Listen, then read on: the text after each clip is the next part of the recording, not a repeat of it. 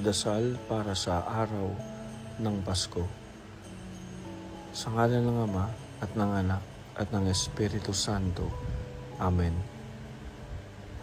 Panginoon, salamat po sa kaloob ninyong pinakamahalaga, ang iyong anak na si Jesus, na nagsilang ng pag-asa sa aming mga buhay.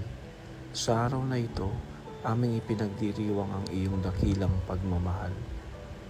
Naway ang diwa ng Pasko ay magbigay liwanag sa aming mga puso at maging daan ng pagmamahal at pagkakaisa sa aming pamilya at komunidad. Gabayan mo po kami na maging saksi ng iyong pag-ibig sa lahat ng aming ginagawa.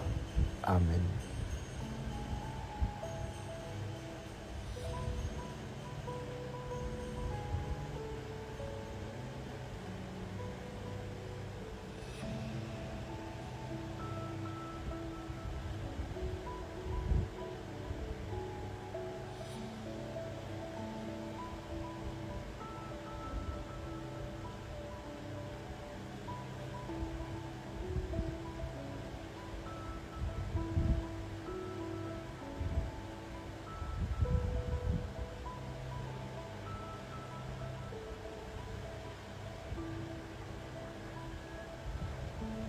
Sa ngalan ng Ama, ng Anak, at ng Espiritu Santo.